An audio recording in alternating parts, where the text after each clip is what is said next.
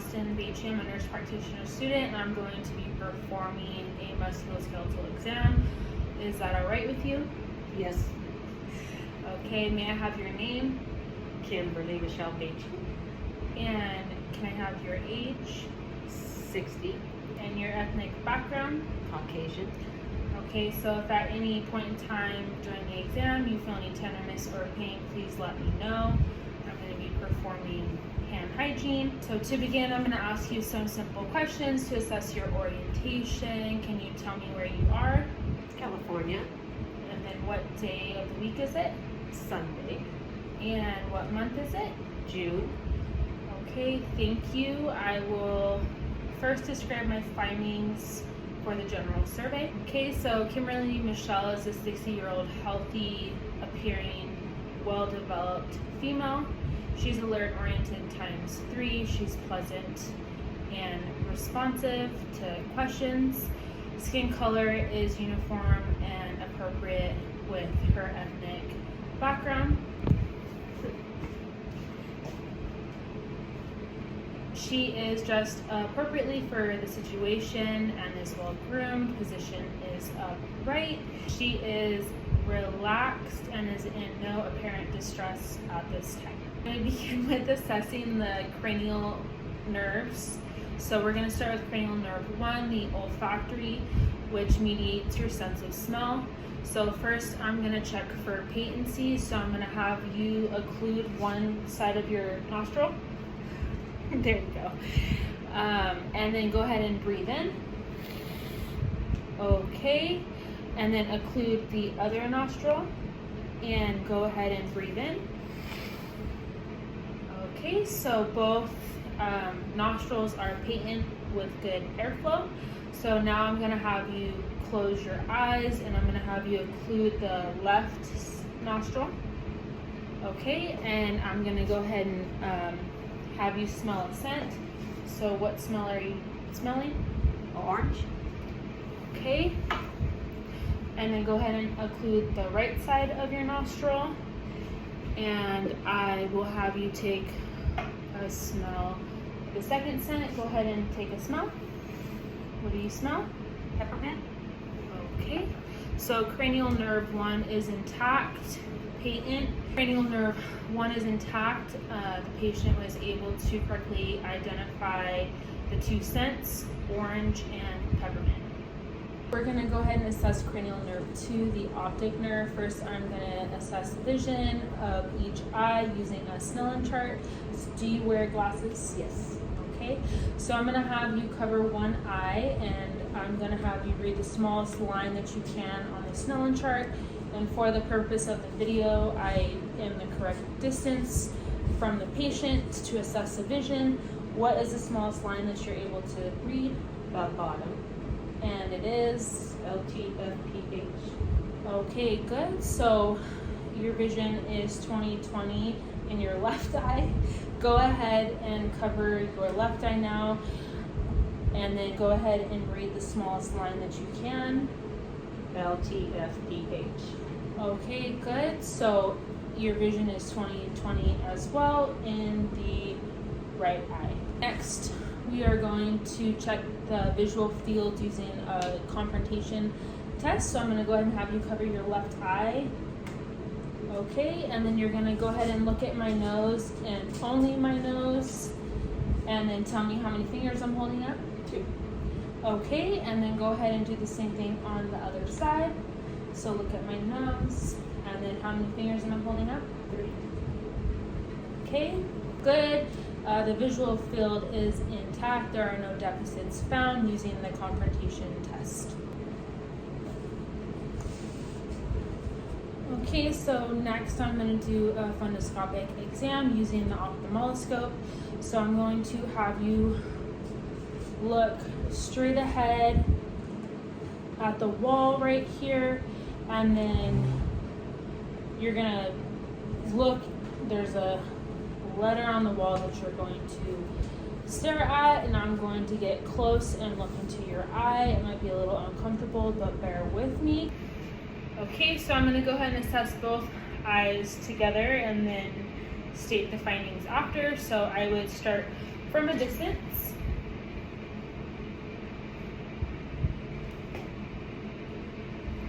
And then the other eye.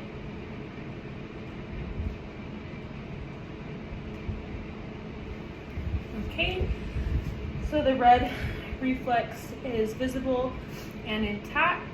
As I got closer, the optic disc is clear, round, creamy, pink, and margins are sharp. The central area of the physiologic cup is pale. The cup disc ratio is less than half. There's no swelling noted, no increased cupping noted. The retinal background is red and orange in color. The macula is slightly dark. For the vessels, the arteries appear bright red, veins slightly purple. Artery to vein ratio is about 2/3, with the veins larger than the arteries. There's no tortuosity of the vessels visible, and no exudates or hemorrhages visible. Okay, so now we're going to move into cranial nerve 3, 4, and 6, which are all motor nerves that mediate the muscles which move the eyes or the extra ocular movements. So cranial nerve 3, the ocular motor, mediates the papillary constriction, raises the eyelid via the levator muscles and the other muscles of the eye, the superior medial and inferior rectus, and the inferior oblique muscles. Cranial nerve 4 is the trochlear. It is the inferior medial eye movement by superior or oblique muscles. Cranial nerve 6 is the abducens. Controls lateral eye movements by lateral rectus muscles. I'm going to go ahead and assess your pupils. So this will be cranial nerve 3. Okay, so I'm going to have you look straight ahead. I'm going to be checking for the direct response. I'm going to shine a light in your eye. Let's go ahead and just look straight. And then I'm going to do the other eye.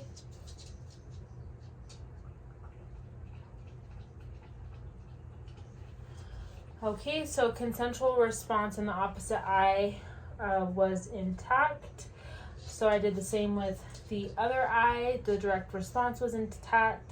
The consensual response in the opposite eye was intact. Pupils are about 4 millimeters in diameter, and both pupils are equal round and reactive to light. Okay, so now I'm going to test accommodation.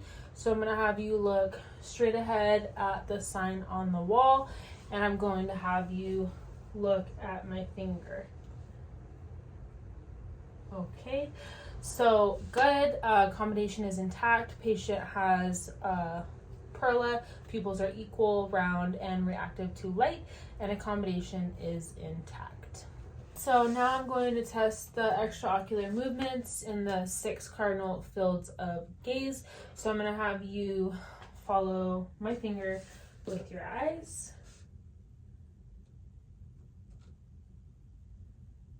Good.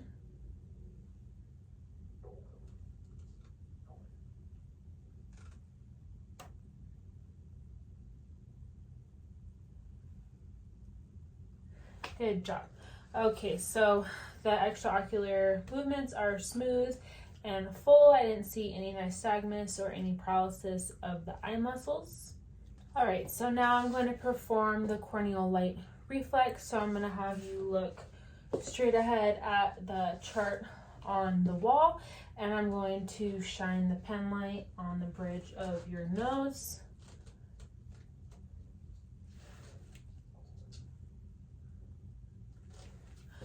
Okay, so I was looking for the light reflex in both eyes. I see a symmetric light reflex with corneal light reflex test. So now I'm going to perform the cover and uncover test, check for any misalignment, ocular deviation, or strabismus. So I'm going to go ahead and have you look straight ahead at the chart, look at one letter, and I'm going to cover and uncover. Cover and uncover, cover uncover, cover, uncover. Okay, so good, both eyes remain aligned and there's no ocular deviation noted. So next, I'm going to be assessing cranial nerve 5, the trigeminal nerve, which is both mixed motor and sensory function. To test the motor part of this nerve, I will test the lateral jaw movement. So I'm going to touch your face, your jaw, and I'm going to have you move your jaw side to side. Okay, so good. There's no limitations in muscles of the mastication. Now, next I'm going to have you grit your teeth, and I'm going to be palpating the temporal and masseter muscles. So go ahead and grit. Okay. So there's a nice strong response there. To test the sensory portion of the trigeminal nerve, I will test the sensation of the eyebrow, cheeks, and chin using a soft cotton bud and then a sharp object. So I'm gonna have you close your eyes and then tell me if you feel sharp or dull. Dull. Sharp. Dull. Sharp. Dull. Okay, so good. The sensation is intact for the 3 distributions of the trigeminal nerve. Next nerve is cranial nerve 7, the facial nerve. It's mixed both motor and sensory function. To test the sensory part of this nerve, we test the taste, 2/3 of the anterior portion of the tongue. For this video, we're not going to do that. To test the motor part of this nerve, we test the movement of the facial muscles. So go ahead and raise your brows, puff your cheeks, show your teeth, and then smile. Okay, so good. Cranial nerve 7 is intact with symmetric movement bilaterally. We're gonna assess cranial nerve 8, the acoustic nerve. This is a sensory hearing nerve. So first I'm gonna do the whisper test, which is gonna assess the hearing in both of your ears. So I'm gonna have you occlude one ear at a time. And I'm gonna whisper 3 words and then you're just going to repeat them, okay? Happy. Happy. Yellow. Yellow. Oh, January. Okay, so go ahead and occlude your other ear. Happy. Happy. Yellow. Yellow. June. Okay, so hearing is intact bilaterally using the whisper test. So now I'm going to do the Weber test. So I'm going to strike the tuning fork and place it in the center of your head, and then you're going to tell me if you can hear the sound better in one ear or equally in both ears. Equal. Okay, so good. There was no lateralization of sound. If the sound had lateralized to an affected ear, that would be conductive hearing loss. If the sound had lateralized to non-affected ear, that would be sensory neural hearing loss. Now we're going to do the Rennie test or the Ryan test. I'm going to again tap the tuning fork, and then I'm going to place the tuning fork on your mastoid process on your bone behind your ear, and you're going to tell me when you can no longer hear the sound, and then I will move the tuning fork from your bone into right in front of your ear canal, and then you'll tell me when you can no longer hear that sound, okay?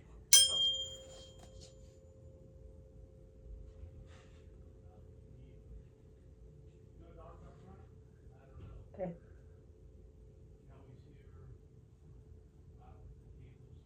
Okay. Okay, so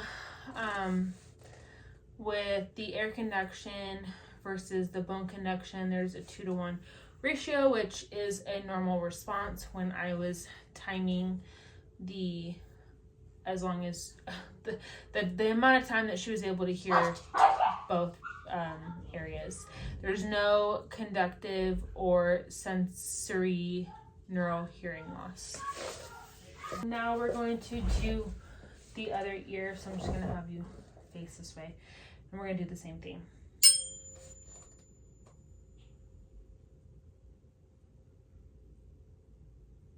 Okay.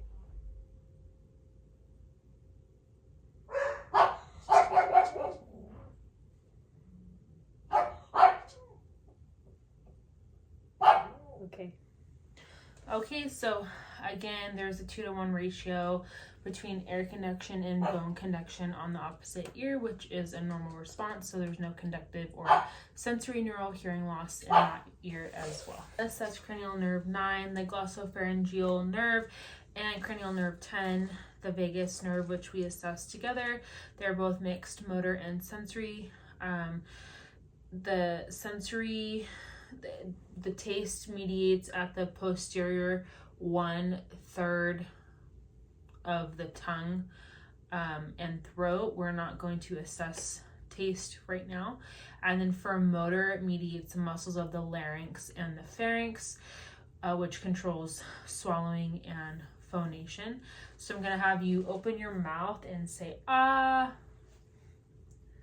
Ah. Stick your tongue out. Okay. So the uvula rises and falls midline. It is symmetrical. There's no uvula deviation, and her gag reflex is intact. And then go ahead and open your mouth and then close it and swallow.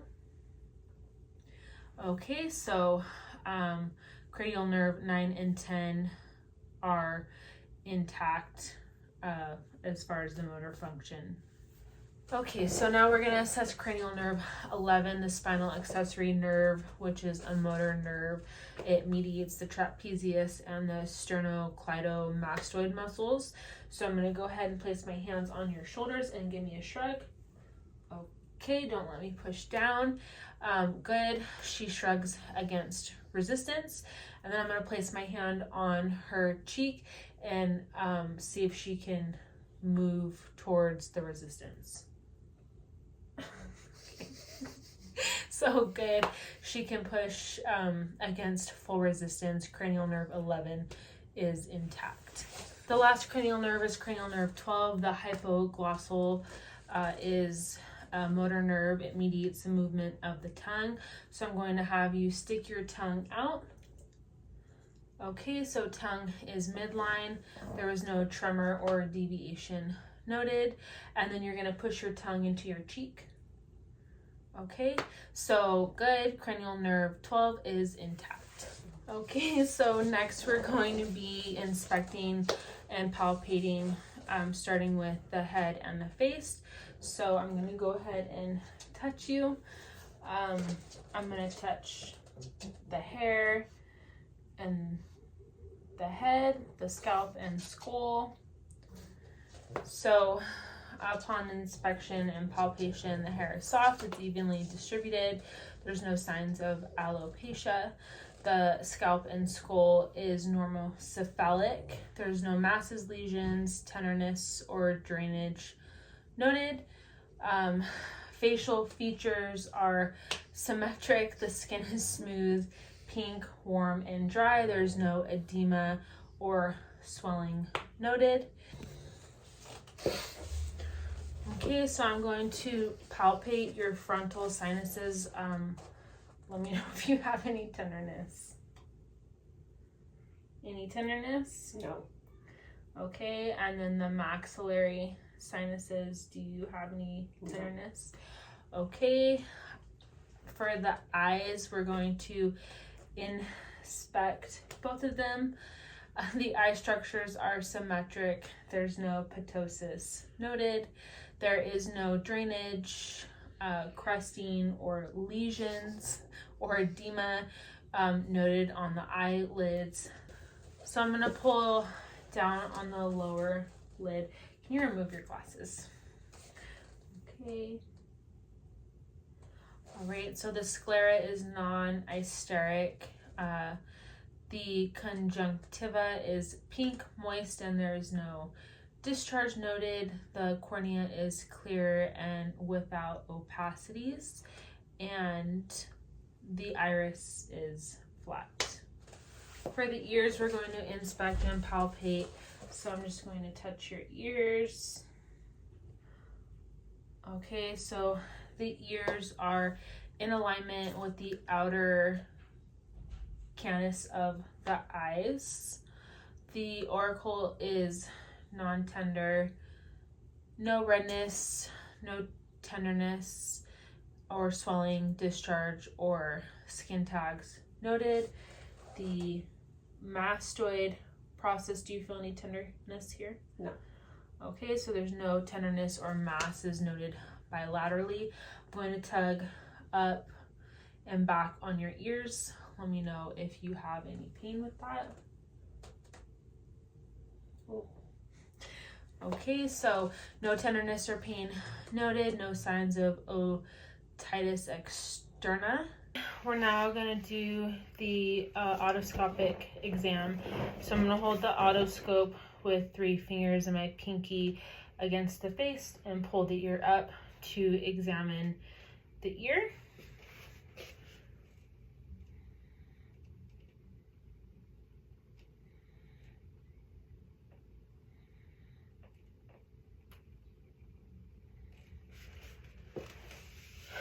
Okay, the external auditory canal is pink. There's no excess sebum in either ears, no lesions, no ulcerations, no masses.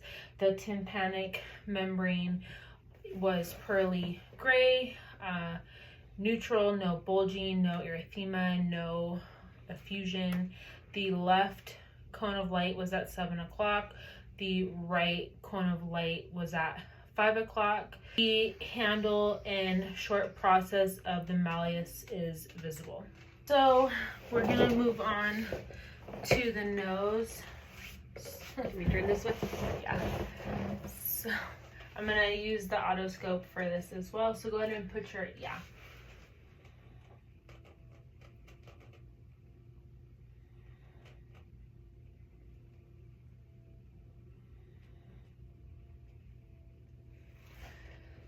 Okay, so the mucosa is pink, moist, no ulcerations, no lesions or bleeding, no polyps noted.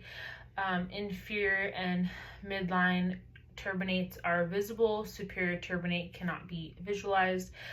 Septal deviation was assessed. There is none. It is midline.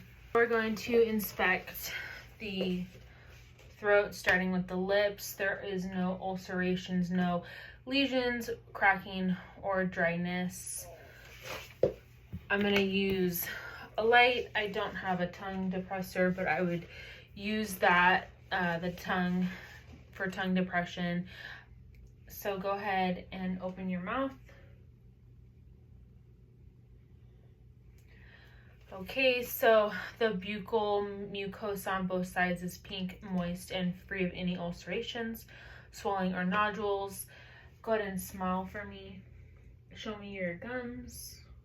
Okay, so gums are pink, moist. There's no bleeding or ulcerations, no swelling. Teeth are aligned. Good hygiene is noted. Go ahead and open your mouth for me and look up. Okay, the roof and floor of the mouth is pink and moist. There's no petechial lesions, no ulcerations. The tongue, please stick your tongue out for me. Thank you. Is pink and moist. There's no fissures, no white patches, no ulcerations. The tonsils, open wide and say ah. Tonsils are 2+. They fill 50% of the space, which is expected. Next, I will inspect the oropharynx and describe the Malampi airway classification. The class is graded from 1 to 4. 1 means full, soft palate and uvula and pillars are completely visible. 4 means only hard palate is visible. This is just an estimate for the amount of space available for intubation and whether the patient is at risk for obstructive sleep apnea. So I'm going to use a pen light, say stick your tongue out. Okay, so the whole uvula and soft palate is visible, which is a grade 1. The oropharynx is pink, moist, and free of lesions or ulcerations. Okay, we're going to move on to the neck. So I'm going to first inspect the neck. The neck is symmetric, midline, no swelling, no masses or discoloration noted, no jugular vein distension noted. Now I'm going to palpate starting with the trachea. So I'm going to place one finger in the sternal notch and then trace up on both sides of the trachea with 2 fingers. The trachea is midline with no deviation. For the thyroid, we're going to turn patient and stand behind them. So go ahead and stand up for me.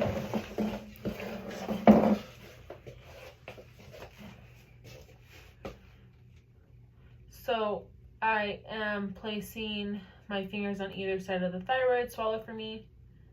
Okay, so there's no masses or nodules that are palpable. Go ahead and turn your head to the right and downward. Okay, so upon displacement of the thyroid on the right side, there are no masses or nodules that are palpable. Turn your head to the left and slightly down. Displacement of thyroid on left side. There's no masses or nodules that are palpable. I'm going to be palpating the lymph nodes.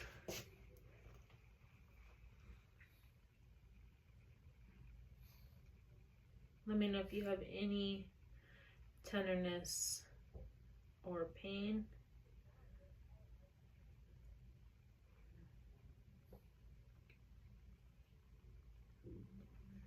Go ahead and shrug your shoulders for me. Okay.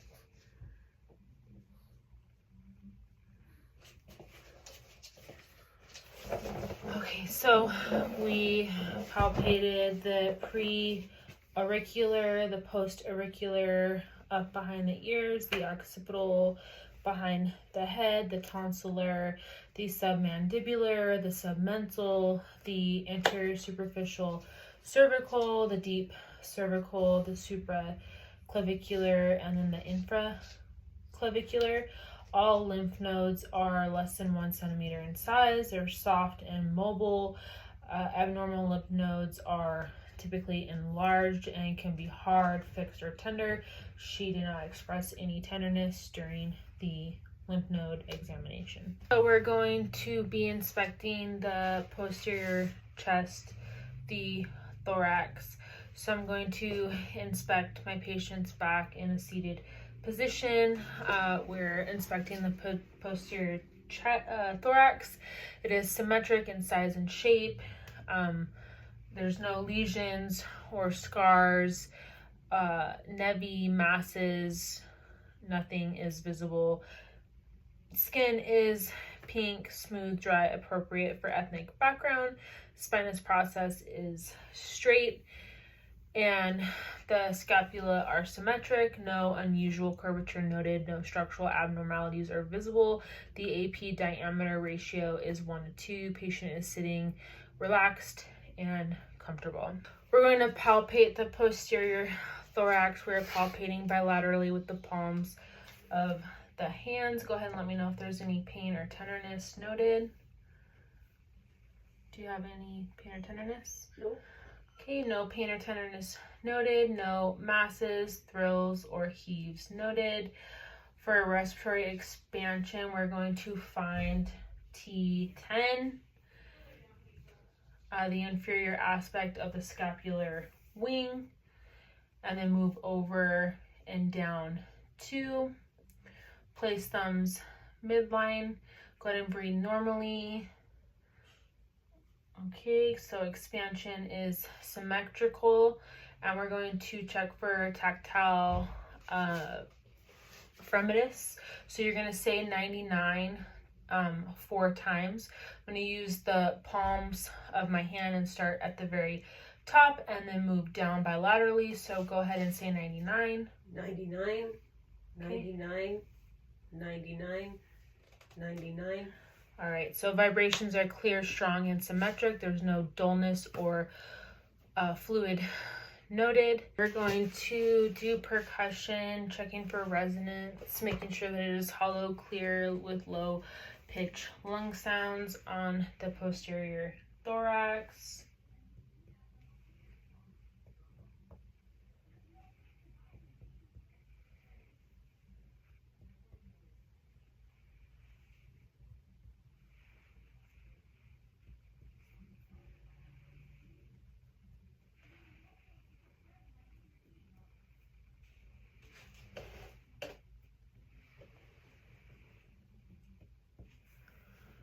Okay, so dullness is consolidation, hyperresonance with increased air-filled area would be considered emphysema or COPD. Flat sound is over the bone. We percuss with the third digit at 8 different sites. All lung sounds are resonant. The CVA tenderness on the 12th rib. Did you have any tenderness or pain noted? Nope. So there was no pain or tenderness noted for the CVA of the 12th rib. Okay, we're going to do auscultation, checking for the bronchovesicular lung sounds, which is heard in the mid-scapular area. Vesicular lung sounds are heard in the lung periphery, and then adventitious sounds would include wheezing, rhonchi, rales, which have underlying pathologies. So I'm going to be using my stethoscope. I'm cleaning the stethoscope in front of my patient. I'm going to have you sit upright and lean forward. You're going to take a deep breath in every time you feel the stethoscope on your back, and then let me know if you feel dizzy, okay? Mm-hmm.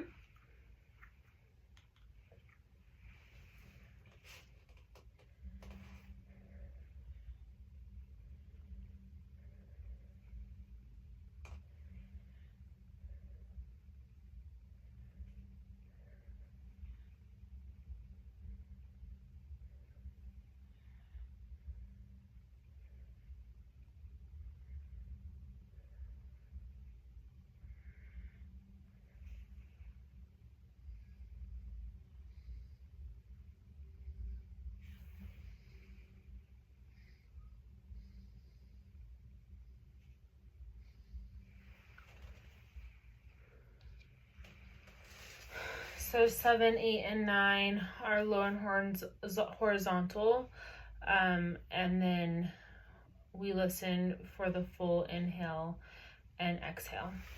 We're going to do the Agofni test. So repeat E every time you feel the stethoscope on your back. I will be auscultating all of the posterior lung fields.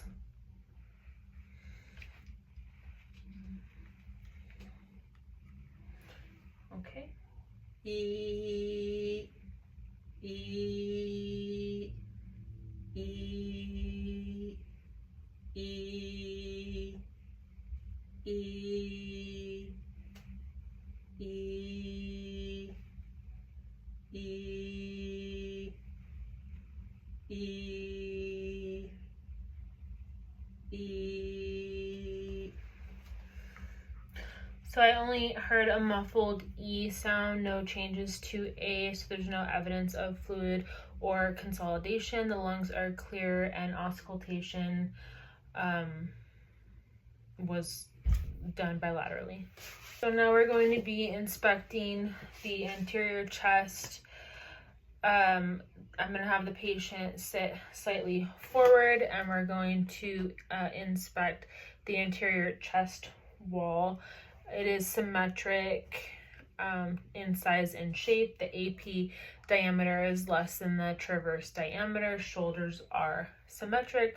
There's no lesions, scars, nevi, or masses visible. There's no structural abnormalities. Skin is smooth, dry, and appropriate for ethnic background.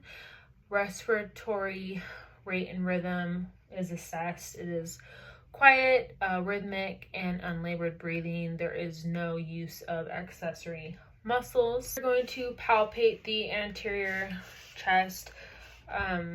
Starting out, we're going to go down, in, and out. Let me know if there's any tenderness or pain, okay?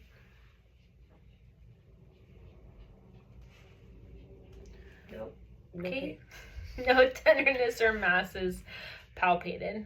We're going to auscultate the anterior chest and listen for one respiratory cycle. So you can just breathe normally.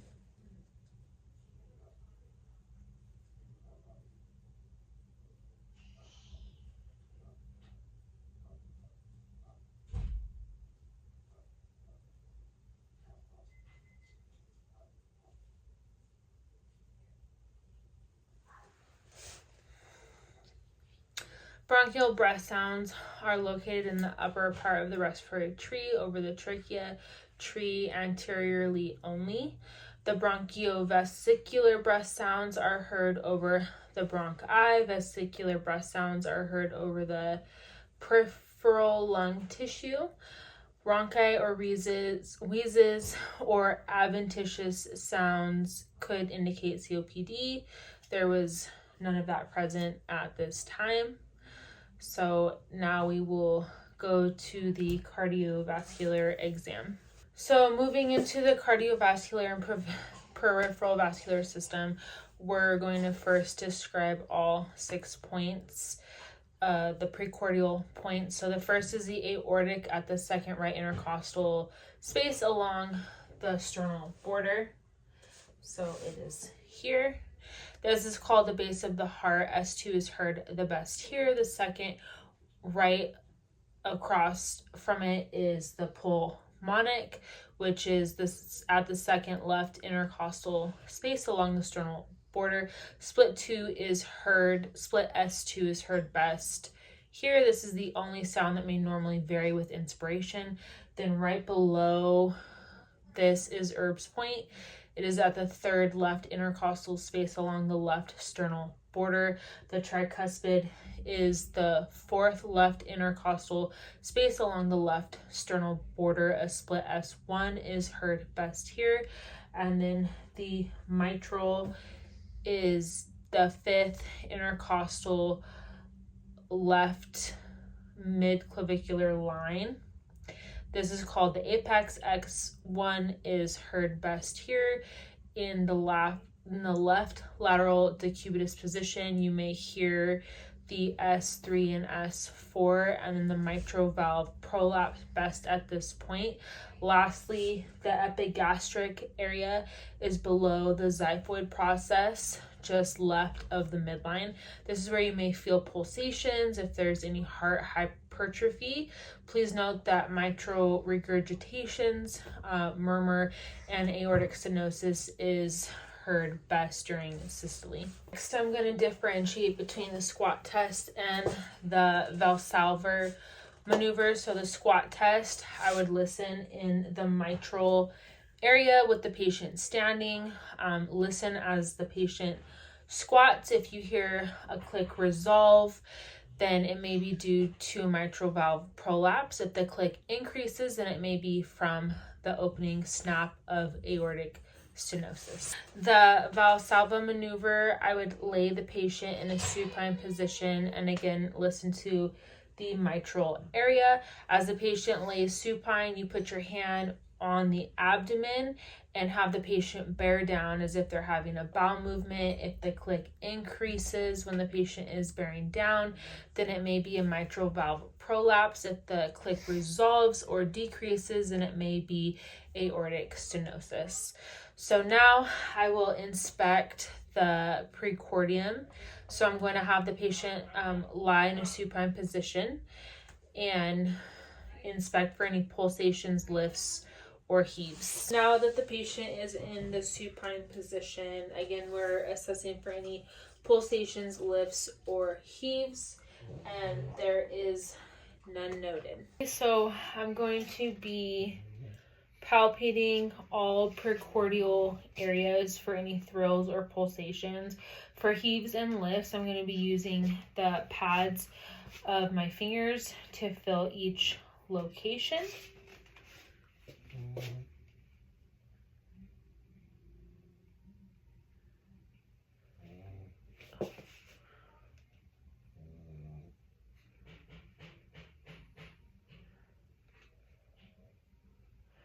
So for thrills, I'm going to use the ball of my hand and go over each precordial area, feeling for any vibratory sensations.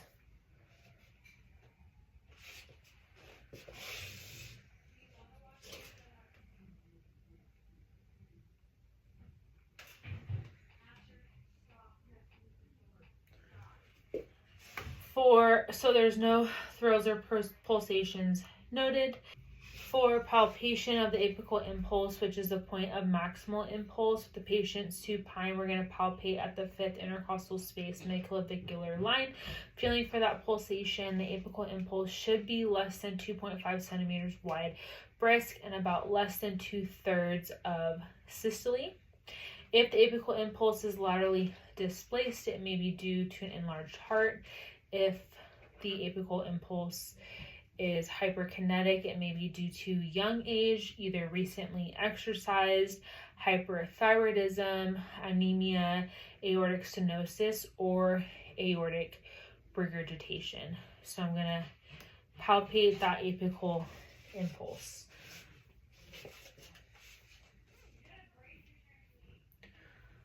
Okay, so there was no pulsations noted.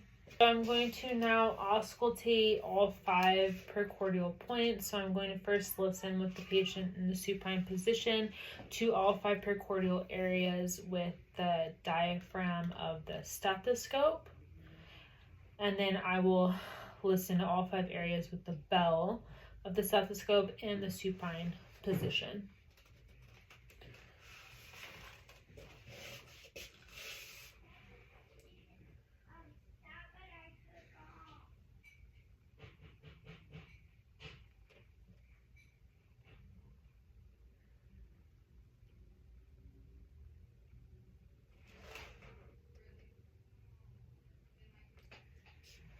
Okay, I'm changing the stethoscope to the bell.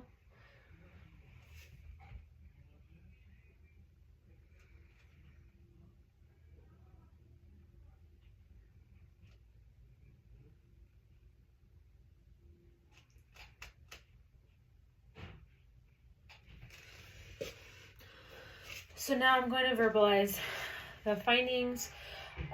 For the heart sounds, we heard regular rate and rhythm. S1, S2 were heard, no S3 or S4, no murmurs, rubs, or gallops. I would further auscultate heart sounds in the LT lateral decubitus position, left, and with the patient sitting up and leaning forward, but we'll not do that here to save time for the video.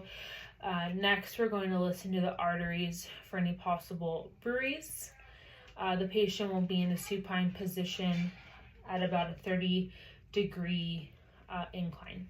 So first, I'm going to listen to the carotid arteries with the bell while the patient holds the breath.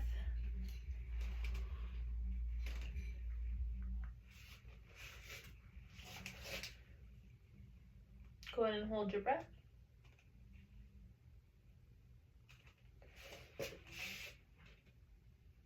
Hold your breath.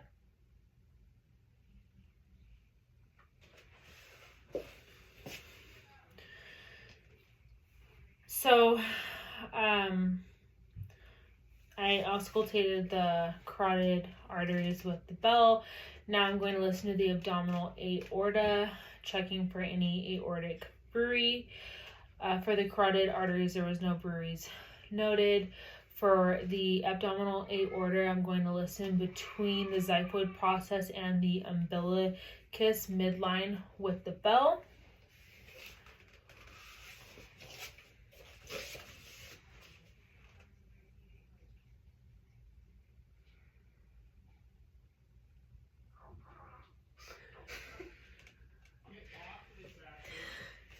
Okay, so there was no bruise noted.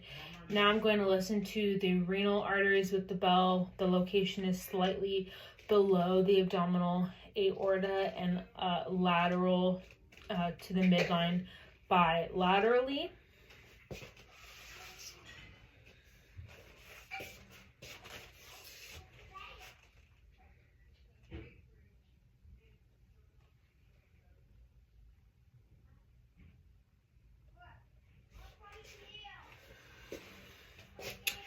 Now I will listen to the iliac arteries with the bell. The location is below the umbilicus and lateral to the midline bilaterally.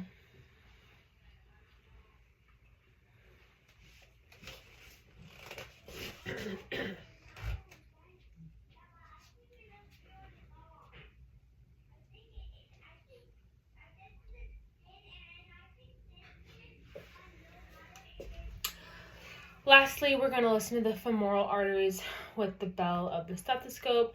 The location is going to be between the superior iliac spine and the pubic symphysis within the groin region bilaterally.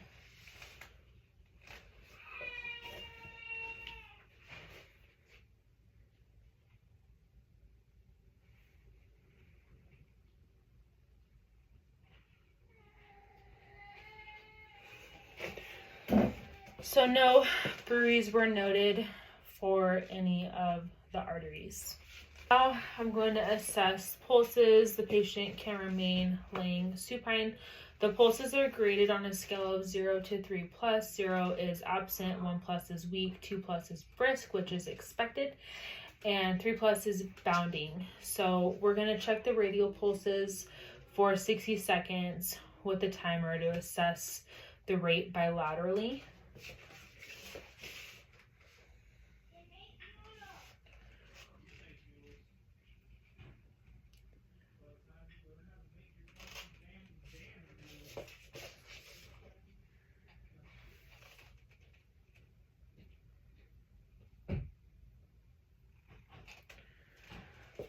Okay, radial pulses are 2 plus, which is expected.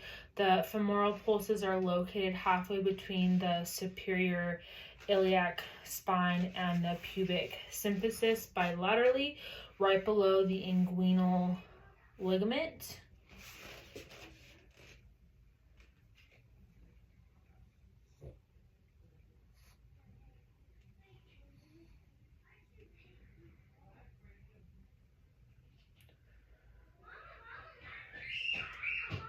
Femoral pulses are 2 plus.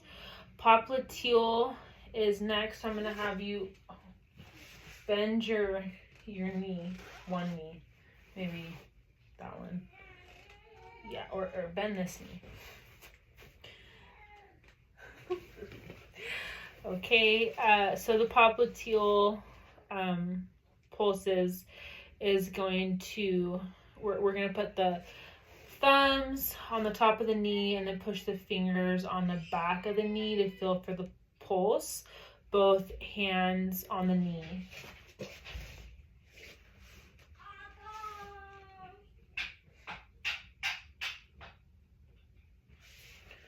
Okay, so the popliteal are 2 plus. Now we're going to check the posterior tibialis. So with the knees slightly bent, the posterior tibialis is slightly below the medial malleolus bilaterally.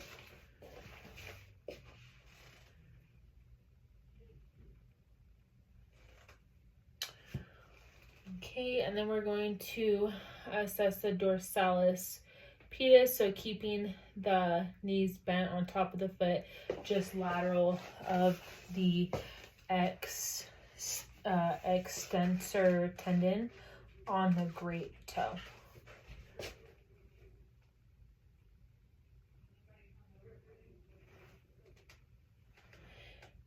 So the dorsalis pedis is also 2+.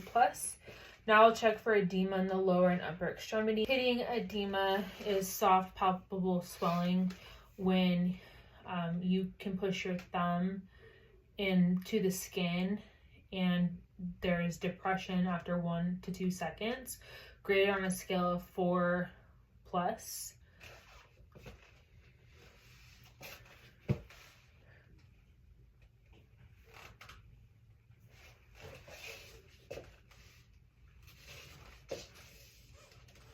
So there is no pitting edema on the upper and lower extremities.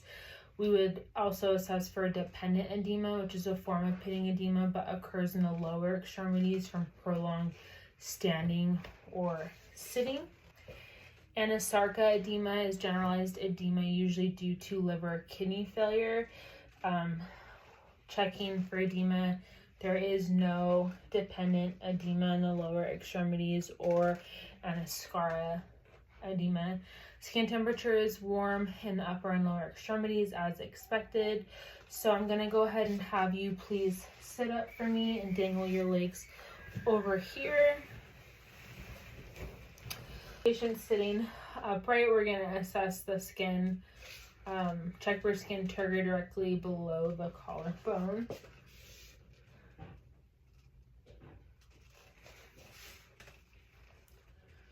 So there is no tenting, and then we're going to assess the upper capillary refills and the lower. So there is no tenting. Capillary refill in the upper and lower extremities is less than 2 seconds with smooth nails. So now we're going to be inspecting the abdomen. The abdomen is slightly protuberant, symmetric, free of any lesions, scars, nevi masses, or striae. There's no dilated veins, no pulsations are visible. If there was a pulsation visible, it could be possible AAA, and that area would not be palpated. Now I'm going to auscultate the abdomen starting in the right lower quadrant and listening to the area for 1 to 5 minutes, listening for bowel sounds, being normal active in all 4 quadrants.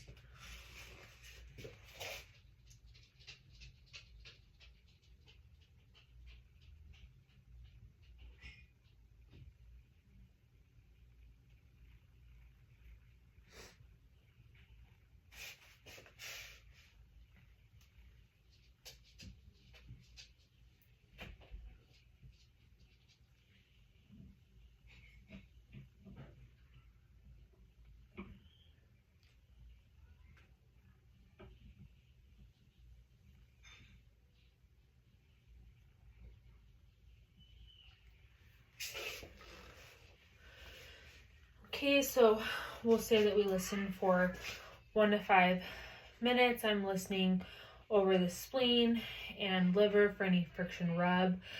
Friction rub is a grating sound that may vary with respiration. It indicates presence of any inflammation on the peritoneal surface of the organs, possibly from liver tumor, chlamydia or gonorrhea infections, recent liver biopsy, or splenic infarct. When a friction rub is heard over the liver, it could indicate hepatic carcinoma. There is no friction rub heard on this patient.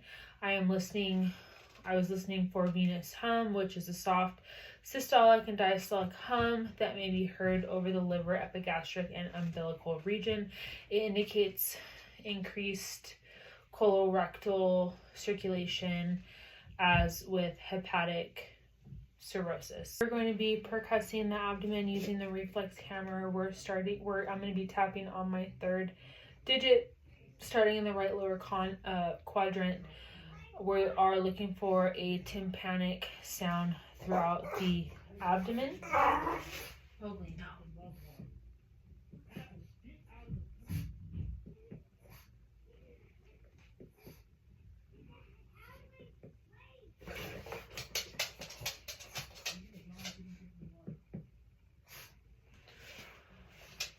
So we're checking for hepatomegaly. We started percussing with the finger at about the third intercostal space, mid-clavicular line. We percuss down until dullness is heard, and we're percussing from below the umbilicus, MCL, and moving up until tympani to dullness is heard. As far as measurements, it should be 6 to 12 centimeters. It is 8 centimeters for this patient. So we're going to move into palpation. We're going to start with light palpation and then deep palpation with the hand on top of hand technique. So this is light.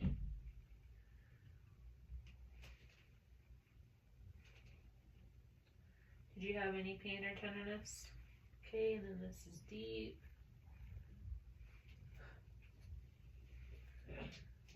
Any pain or tenderness? Okay, so no tenderness, pain, or masses noted. Okay, so next we're going to hook the hand underneath the left and right rib and lift up.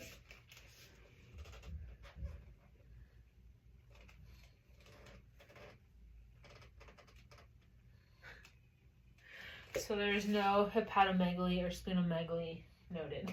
Now we're going to test for appendicitis. So we're assessing the psoas sign.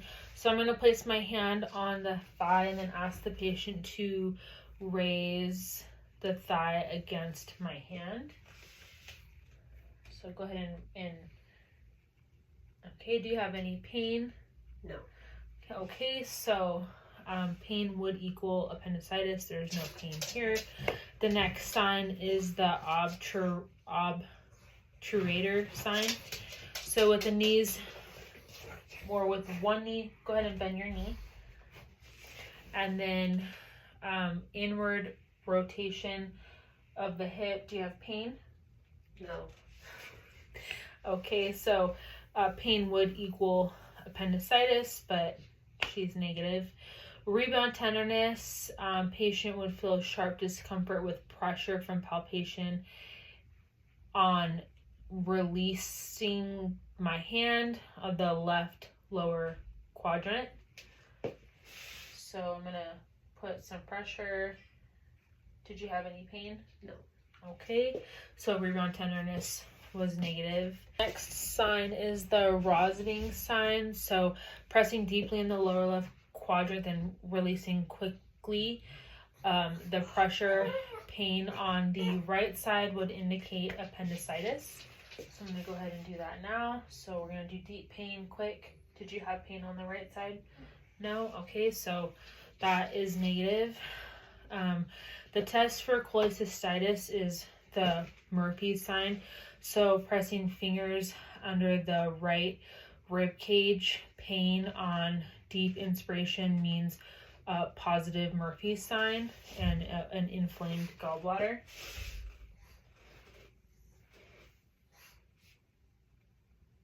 Do you have any pain? No. Okay. So Murphy sign was negative. Now we're going to be assessing neurologic ailments. So first I'm going to check your balance and coordination. So I'm going to have you stand and move towards the camera and then walk back. So the gait is smooth, steady. Well, she has her arms crossed, but natural arm swing would be present. No steppage gait. For the Romberg test, you're going to close your eyes and keep standing for 1 minute. So close your eyes.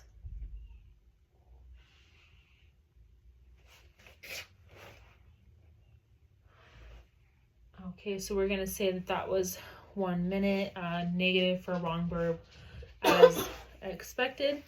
So now I'm going to have you sit down and we're going to do the point to point test. So you're going to touch your thumb to all of your fingers as fast as you can. Yes. Okay, so movements are smooth and accurate. Next, you're going to touch your finger to your nose, touch my finger, next hand to your nose, touch my finger, and then once again. Okay, movements were accurate, smooth. There was no tremors or fasciculations noted. We're going to do the heel to shin. So you're going to take your heel and then go up your shin. Yes, and then on the other side as well. Okay, so there was good movement there, smooth and accurate. The pronator drift, you're going to hold your arms out. So hold your arms out, hands up. Hold for 10 seconds. Okay, now do it again with your eyes closed. Put it down and then back up. No, that's fine. Okay, so no pronator drift noted. Next is a sensory function with a dull and sharp tool. You're going to tell me where you feel the dull or sharp point and where that's at. Okay. Sharp on my leg. Soft on my left leg. Sharp on my right arm. Soft on my left arm. Okay, so let me do a couple more areas. Sharp on my right foot. Soft on my left foot. Sharp on my right ankle.